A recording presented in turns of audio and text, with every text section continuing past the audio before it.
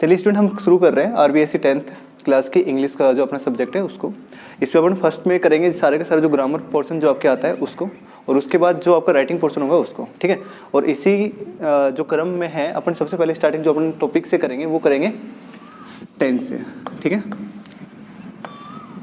आपको जो टेंस होगा आपके जो एग्जाम में आप देखिएगा जो प्रीवियस ईयर पेपर हैं उनमें लगभग समथिंग 3 नंबर का आता है, और उसमें 3 क्वेश्चन होंगे। और तीनों में क्या होगा कि आपको बोलेगा कि करेक्ट फॉर्म को आपको फिल करना है जो सेंटेंस दिया गया होगा उसमें, ठीक है। तो अपना पूरे का पूरा ध्यान थ्योरी सेक्शन पे नहीं होगा, सारे का सारा जो फोकस है वो हमारा इस पे होगा कि हम कैसे उस चीज़ को ऑब्जर्व करें कि उसके अंदर जब हम एग्जाम पॉइंट ऑफ व्यू से उसको जब किस क्वेश्चन को देखें तो उसमें कैसे फिल कर सकें, कैसे उस चीज़ को देखें, सोचें कि हम जो करेक्ट होगी इसमें फॉर्म वर्ब की वो कौन सी होगी, ठीक है।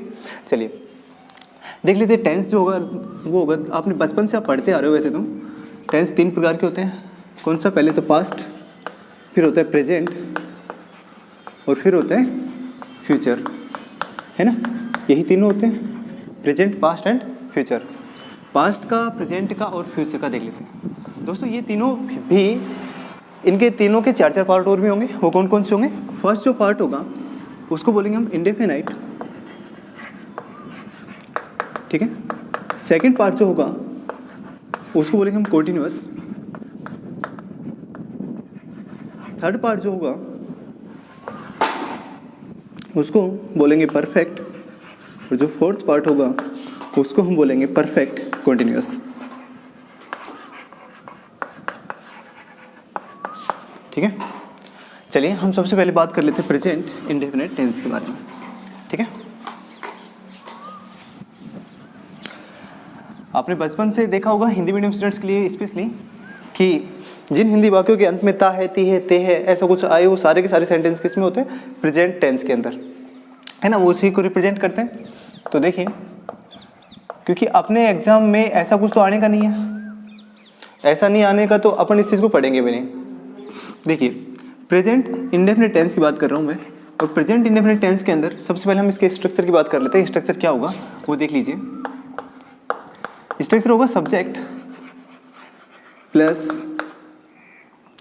वर्ब की फर्स्ट फॉर्म जो होती है वो, या वर्ब फर्स्ट फॉर्म में आप ऐड करोगे एस या ई एस प्लस ऑब्जेक्ट।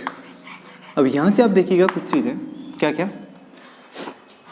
जो सब्जेक्ट होगा उसमें कुछ चेंज हो सकते हैं। अच्छा, सब्जेक्ट जो होता है उसके वो किसके स्थान पे, उसके स्थान पे क्या क्या आ सकता है? या तो कोई नाउन आएगी या आएगी कोई प्रोनाउन, ठीक है। और प्रोनाउन में भी क्या आएगा आपका? रिलेटिव प्रोनाउन से संबंधित कि वो आएंगे। अब वो कौन कौन से होते हैं वो देख लीजिएगा, ठीक है। प्रोनाउन के बारे में पहले बात दे लीजिए जो सब्जेक्ट के स्थान पे आते हैं। नाउन तो कोई भी हो सकता है, कोई वस्तु भी हो सकती है, कोई ऑब्जेक्ट, किसी पर्सन का नेम, किसी जगह का नेम, ये सारी चीज़ें या तो सब्जेक्ट के स्थान पे आएंगी, ऑब्जेक्ट के स्थान पे आएंगी, नाउन या प्रोनाउन होंगी। तो देख लीजिए, सॉरी रिलेटिव प्रोनाउन नहीं, पर्सनल प्रोनाउन की बात कर रहे हैं।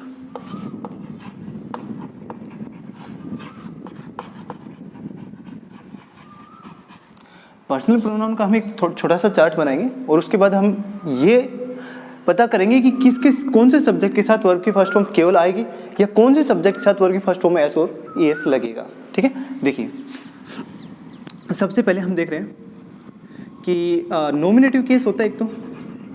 इस नॉमिनेटिव केस को हम कई बार सब्जेक्टिव केस भी पढ़ते हैं, ठीक है। इसको हम सब्जेक्टिव केस भी पढ़ते हैं, नॉमिनेटिव केस को। सेकंड जो है वो होगा आपका ऑब्जेक्टिव केस, या फिर हम इसको पजेसिव केस ले लेते हैं पहले, पजेसिव केस। और जो थर्ड वन होगा वो होगा आपका ऑब्जेक्टिव केस, ठीक है। देखिए जो नॉमिनेटिव केस या सब्जेक्टिव केस होगा उसमें कौन कौन से प्रोनाउंस आ सकते हैं वो देखिए। सबसे पहले हम आई, फिर देखेंगे वी, फिर देखेंगे यू, फिर देखेंगे दे, फिर ही, फिर सी, फिर इट, और फिर कोई भी नेम, एनी नेम, ठीक है। आई का जो पजेसिव केस होगा वो होगा माई, ऑब्जेक्टिव केस जो होगा वो होगा मी, ठीक है। यानी कि जो ऑब्जेक्टिव के स्थान पे आता है वो वाला, ठीक है, मी। वैसे ही वी का आवर, और यहाँ पे अस। यू का यहाँ पे योर, और यहाँ पे यू। दे का यहाँ पे देयर, यहाँ पे देम। ही का यहाँ पे हिज और यहाँ पे हिम। सी का यहाँ पे हर और यहाँ पर भी हर। इट का यहाँ पे इट्स और यहाँ पे इट। नेम का आपको पता ही है इसके अंदर कोई चेंज हो ही नहीं सकता, नाम जो होगा वो तो वही रहेगा, ठीक है, नो चेंज। क्लियर? ये सारे के सारे हो गए। तो इस ये जो आपको टेबल मैंने बना के दिया इसको थोड़ा सा याद रख लेना, क्योंकि यही हेल्प करेगा आपको इस स्ट्रक्चर में सही तरीके से सेंटेंस को आपको ऑब्जर्व करने के लिए, ठीक है ना, कैसे सेंटेंस फॉर्मेशन होता है उसमें। देखिए सबसे पहले आप, क्योंकि सब्जेक्ट के स्थान पे आप नाउन रखोगे और नाउन दो प्रकार के हो सकते हैं, या तो कोई सिंगुलर नाउन होगी या प्लूरल नाउन होगी, तो वो भी देख लेते हैं थोड़ा सा।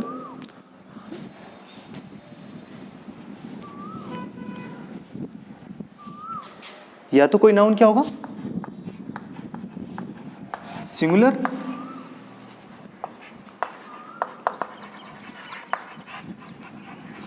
या होगा वो प्लूरल,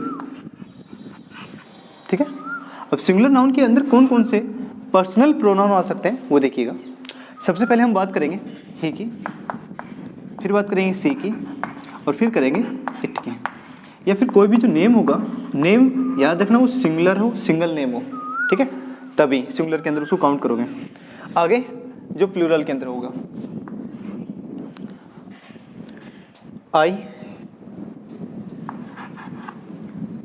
वी, यू या दे।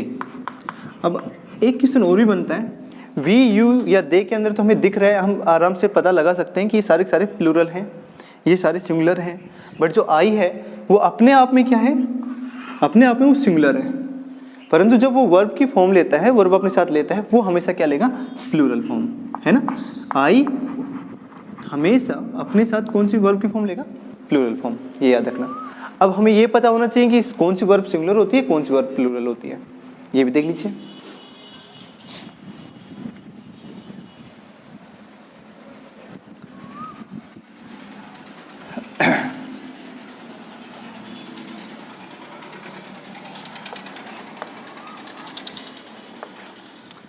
वर्ब जो हो गए, हम मेनली 5 टाइप की जो है वर्ब उसको स्टडी करेंगे।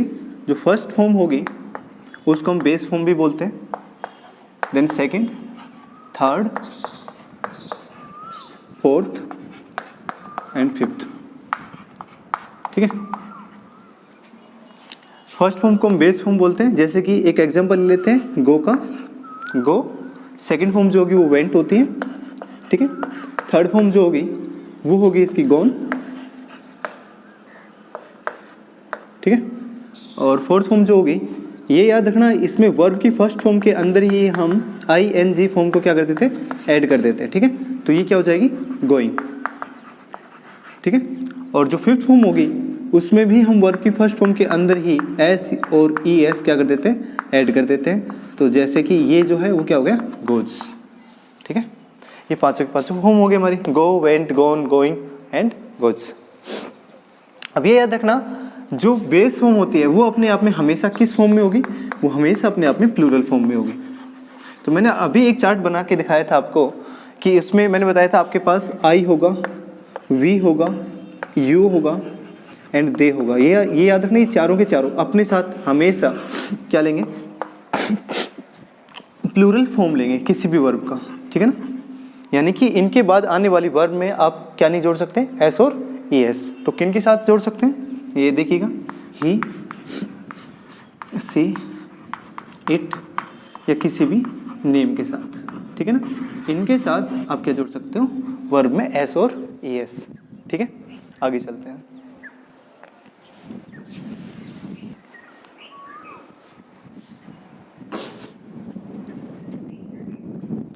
अब देखिएगा, किसी भी वर्ब के अंदर ये हम कैसे पता लगाएंगे, क्योंकि हमें ये तो पता लगे कि वर्ब की फिफ्थ फॉर्म होगी, इट मीन्स कि वर्ब की फर्स्ट फॉर्म में हम क्या ऐड कर रहे हैं, एस और ई एस। अब ये एक दिक्कत और भी आ जाती है, किसके साथ एस ऐड करें और किसके साथ ई एस ऐड करें। तो याद रखना, जब भी वर्ब का लास्ट लेटर क्या हो, S, double S, S H, C H, X, या जेड हो तो याद रखना किसी भी वर्ब का लास्ट लेटर की बात कर रहा हूँ, last letter, second last letter, यानी कि लास्ट की जो 2 लेटर्स हैं इनके बारे में बात कर रहा हूँ। अगर ये लेटर्स आ जाए तब तो आप हमेशा क्या ऐड करोगे, ES, और इनके अलावा जो बाकी के रिमेनिंग लेटर्स हैं अगर वो आते हैं तो आप क्या ऐड करोगे, S। और ये बता ही दिया मैंने कि S और ES कब ऐड करोगे, ये आप ऐड करोगे जब आपका सब्जेक्ट ही, सी, इट या कोई नेम हो। ठीक है, चलिए अब आगे चलते हैं। एक एग्जाम्पल ले लेते हैं, उस एग्जाम्पल से हम समझने की कोशिश करेंगे। ठीक है,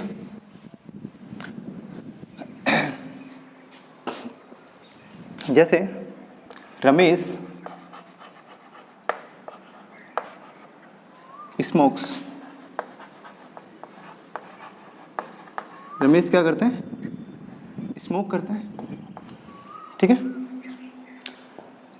रमेश क्या है, रमेश अपने आप में सिंगुलर नाउन है या नहीं है, सिंगुलर नाउन है ना,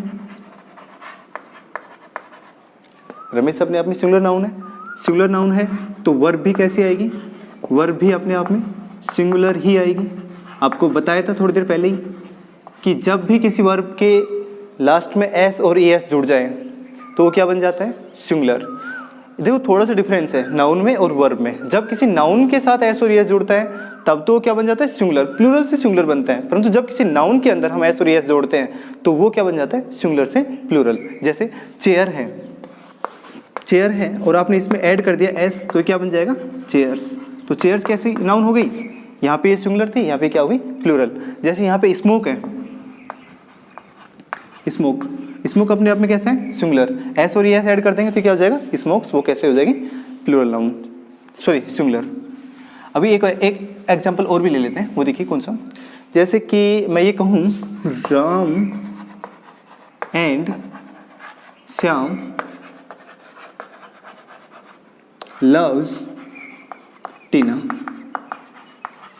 ठीक है, तो यहाँ पे देखिए राम और श्याम 2 नाउन है, दोनों अपने आप में सिंगुलर है, परंतु एंड से जुड़ने के बाद ये क्या, कैसे, जो हमारा सब्जेक्ट वो कैसा हो गया, हमारा सब्जेक्ट हो गया प्लूरल। ठीक है, अगर सब्जेक्ट हमारा प्लूरल है तो नाउन कैसे आएगी, नाउन भी प्लूरल आएगी। इट मीन्स इसमें हम क्या नहीं ऐड कर सकते, S ऐड नहीं कर सकते। आपको पता है जब किसी नाउन के वर्ब के अंदर S और ES नहीं होगा तो कैसे होगी, प्लूरल। अगर सब्जेक्ट प्लूरल तो वर्ब भी क्या होगी, प्लूरल। दोनों आज के लिए इतने रखते हैं।